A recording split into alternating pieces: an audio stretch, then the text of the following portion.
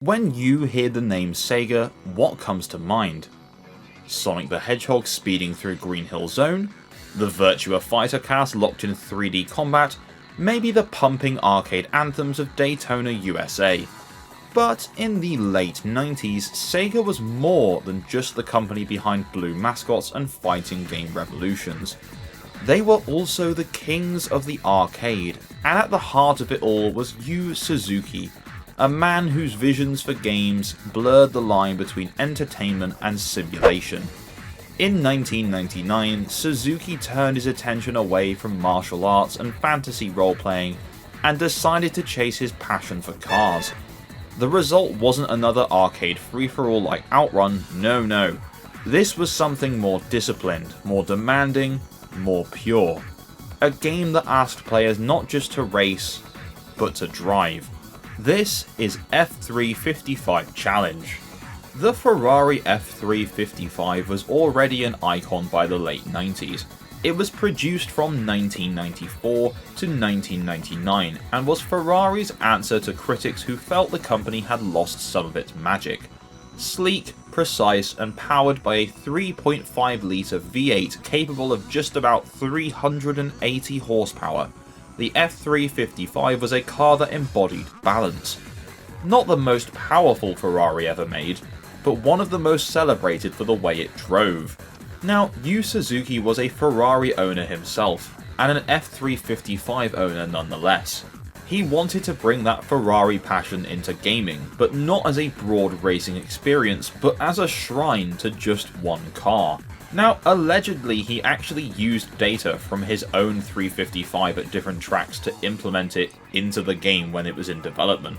So in the arcade, this dream manifested into the F355 Challenge cabinet.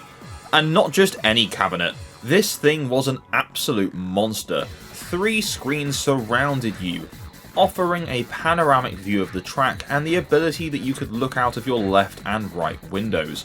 Force feedback steering bit into your hands and pedals required precision. You could also shift gears using paddle shifters.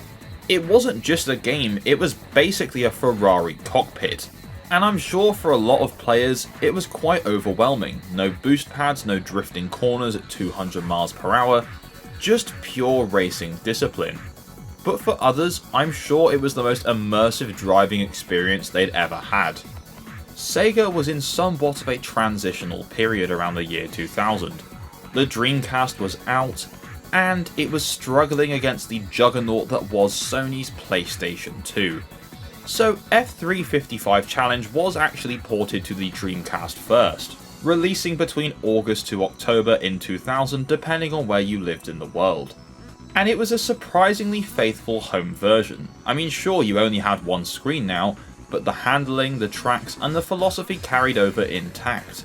Then in September 2002, the PlayStation 2 got its own port. This version was slightly different from the Dreamcast's, with slightly better graphics, updated menu designs, and a whole new mode, called the Great Driver Challenge. However, within this PS2 version, the frame rates were less stable and some textures just didn't look as high quality. There was something about the presentation of the Dreamcast original that had been slightly dulled here. Still, the heart of the game remained, a pure simulation experience in an era where most racers were chasing flash and variety.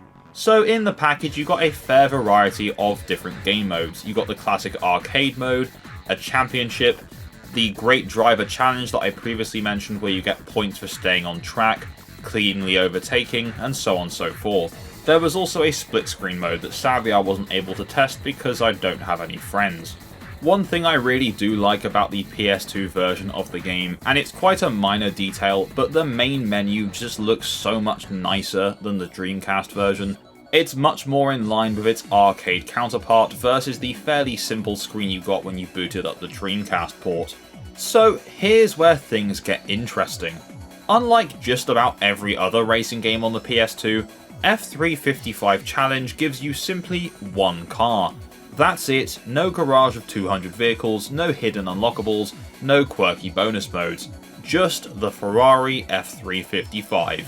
Instead of variety, this game really leaned into mastery, Could you learn the quirks of this car? Could you tame its mid-engine balance? And could you brake early enough into corners without losing your pace? The handling in the game obviously went for a much more realistic feel than a lot of other PS2 racers at the time. And whether or not you're a fan of that handling entirely depends on what kind of racing games you like to play. The 6 original tracks from the arcade version were present here, such as Suzuka and Monza, but they also included 5 extra circuits, including Atlanta, the Nürburgring, and Fiorano, which is a private racetrack owned by Ferrari specifically for testing purposes, which is a pretty neat inclusion into a Ferrari game. Each track is very faithfully represented, especially for the time, and each of these tracks demanded a different mindset, and with the game's training modes, you learnt this pretty relentlessly. To be honest, with how much practice you have to do before you can actually get any good, it almost feels more like a racing school or a driving test than an actual racing game, which, depending on who you ask, was either brilliant or the most boring thing ever. The training mode was kinda like Gran Turismo's license tests, such as perfecting corners or nailing your braking zones. The game also had adjustable driving assists, which meant that casual players could ease into the game, while purists could jump straight in and switch everything off and just wrestle with the physics engine. Oh, and whilst I'm talking about features in the game, the soundtrack absolutely slaps.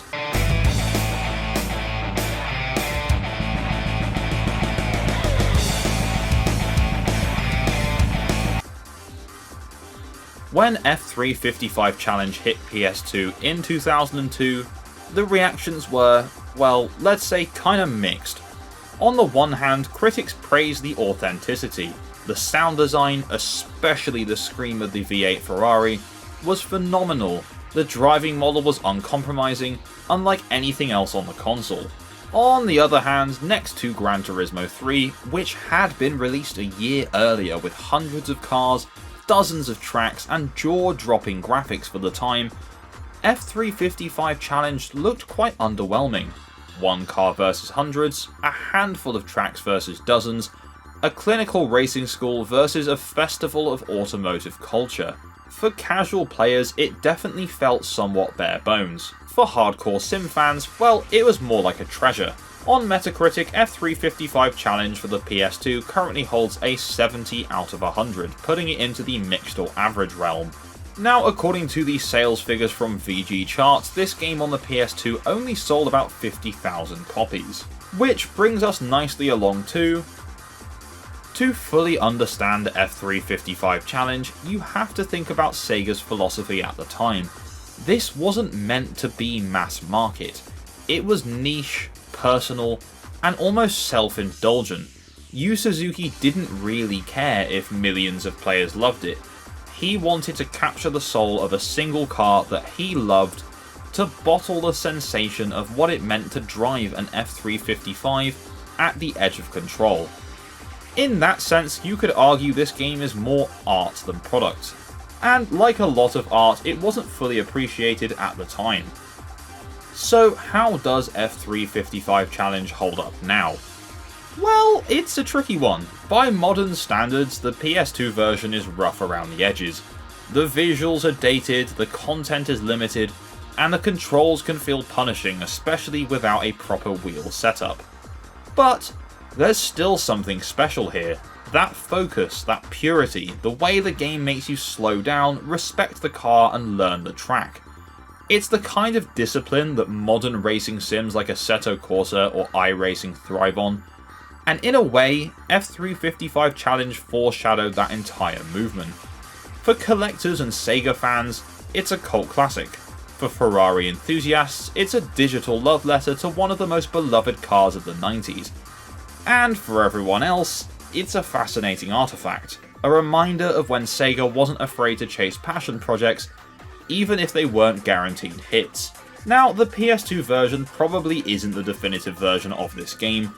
That honour still goes to the arcade original, or maybe even its sequel, but as a piece of history, it's worth revisiting.